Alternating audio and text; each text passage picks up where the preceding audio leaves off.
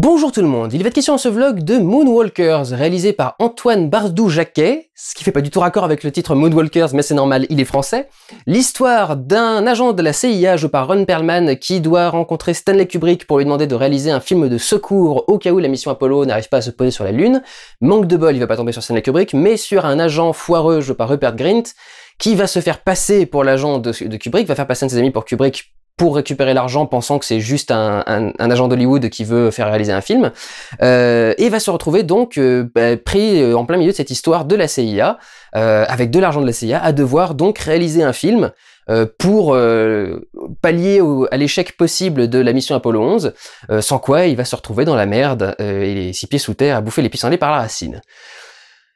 Le film est absolument génial. Je suis complètement fan.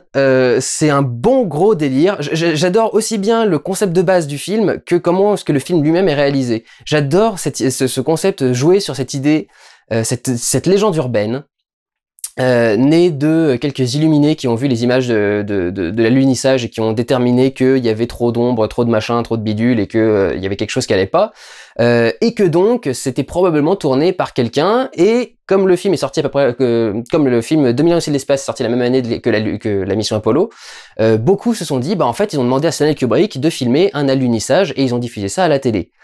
Ce qui est assez aberrant. D'ailleurs, si au passage c'était vraiment Stanley Kubrick qui avait réalisé le truc, est-ce que vous pensez qu'il aurait laissé passer des ombres qui sont pas censées être là à l'image?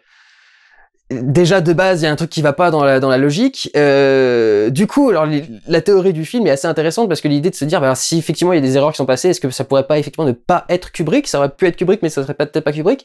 Donc j'adore l'idée de reprendre ce concept-là pour en faire un film. Surtout quand on voit c'est marrant, il y a pas mal de répliques par rapport à l'Illumination de l'espace qui sont assez marrantes dans le film.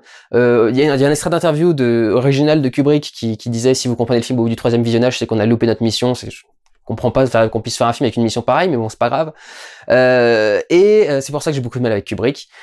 Mais c'est ce que j'aime beaucoup, c'est qu'il y a une réplique, à un moment, il y a un personnage qui fait, ouais non, c'est tu sais, le truc qui a pas de sens, mais qui a de la gueule.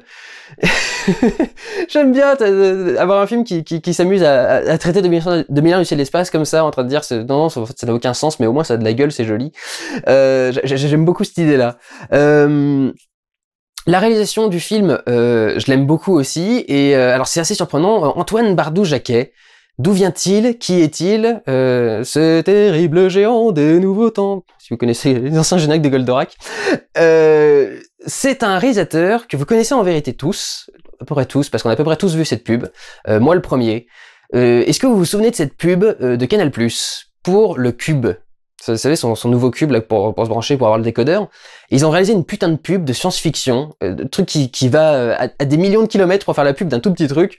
Mais c'est le truc où il y a un groupe armé avec des armes, ils ont une espèce de drone avec des formes géométriques partout, ils ont des espèces d'énormes tanks d'assaut sur pattes comme un Metal Gear, tout dans ce genre-là, et ils sont tous en train d'avancer pour retrouver la source et brancher une pierre et machin. Et en fait, quand ils branchent la pierre, c'est le truc d'allumage du cube.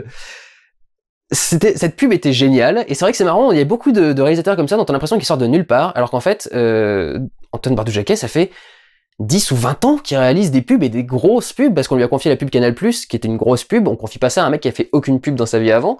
Donc justement, ça montre bien qu'il en fait, il a déjà du poids dans le milieu. Et donc c'est marrant de le voir du coup d'un seul coup partir au cinéma et aller vers cette comédie qui est extrêmement réussie, qui fait marrer du début à la fin parce que le script est très très bien trouvé. Mais en plus la période dans laquelle il a décidé de le mettre permet de faire encore plus de blagues et encore plus d'humour. Parce qu'il se met donc en plein milieu des années 70, en plein milieu de 1969, au moment où la mission Apollo est en mission, mais du coup en plein dans la révolution hippie.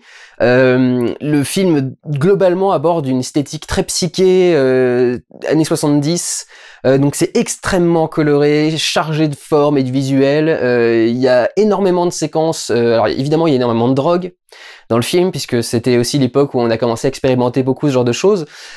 Donc il y a énormément de fumage de joint, mais il y a aussi de l'acide, il y a aussi des trucs dans ce genre-là, et tout ça est toujours représenté avec des séquences vraiment, on peut dire des séquences vraiment psychédéliques, avec des filtres de couleurs extrêmement élaborés, des trucages visuels vraiment des trucs expérimentaux où on a mis des choses pour déformer l'image, des jeux de miroir, des choses de ce genre-là, qui rendent très très bien.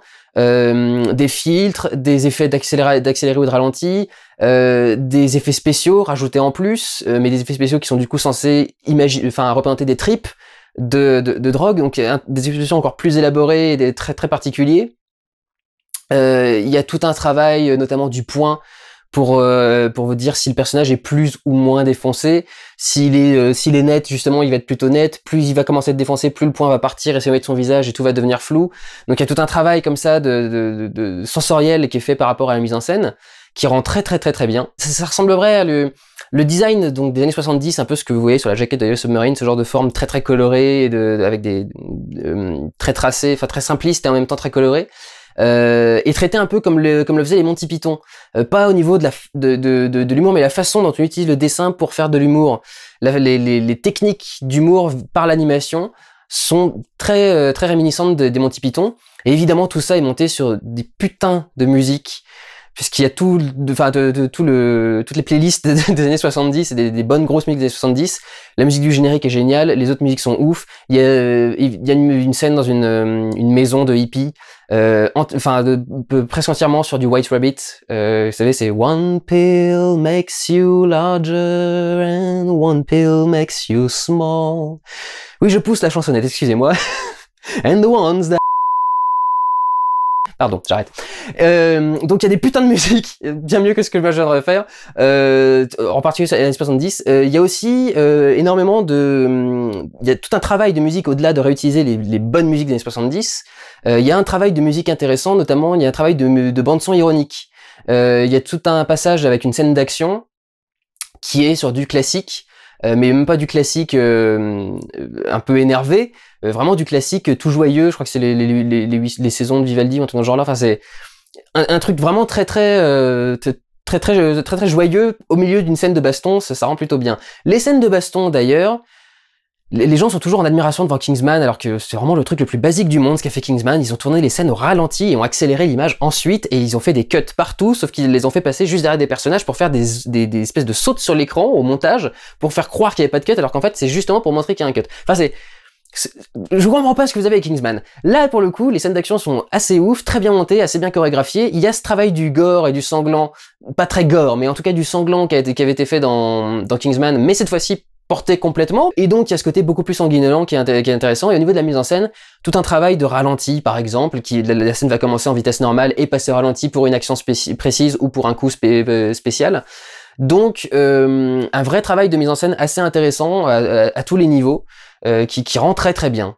Et qui rend d'autant mieux d'ailleurs que les personnages sont géniaux. Alors Ron Perlman, un agent de la CIA, travaillé par ses visions du Vietnam, là, son espèce de shell shock après avoir fait des missions au Vietnam, qui fait qu'il se met à voir les gens qu'il a tués partout, des gens brûlés au napalm et des machins. C'est bien, ça travaille une double tonalité au film, c'est-à-dire que c'est comique.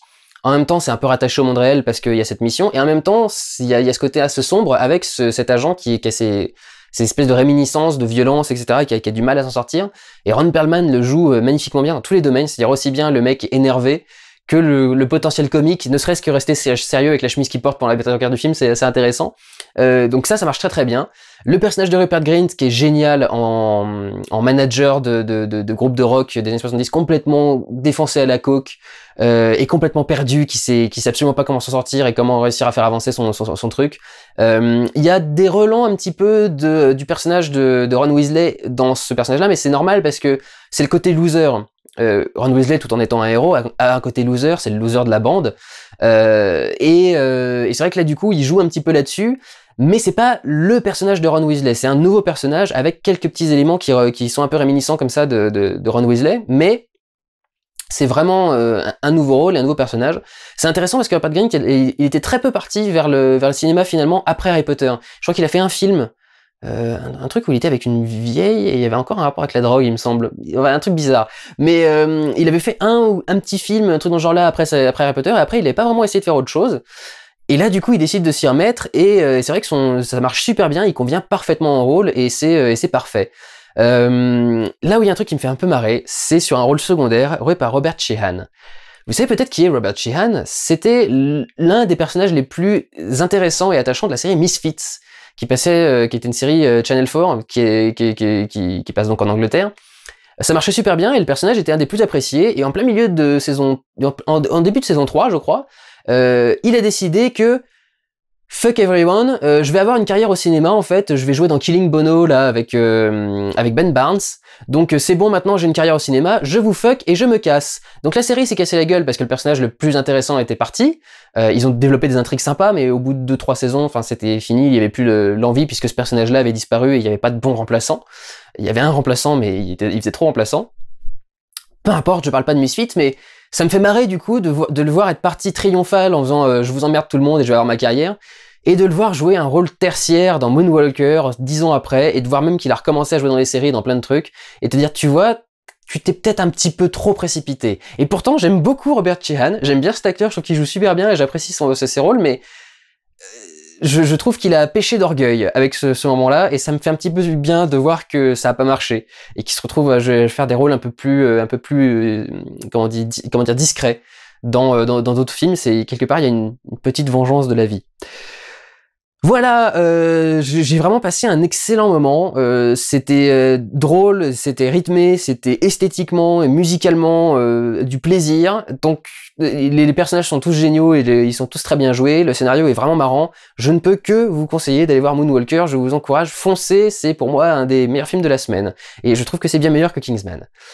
Prenez soin de vous, allez voir des films. Ciao!